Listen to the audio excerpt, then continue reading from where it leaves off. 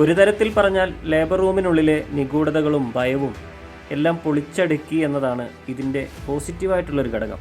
ഏതൊരു സ്ത്രീയും കൊതിക്കുന്ന വലിയൊരു മൊമെന്റ് തന്നെയാണ്. Just stay happy and positive.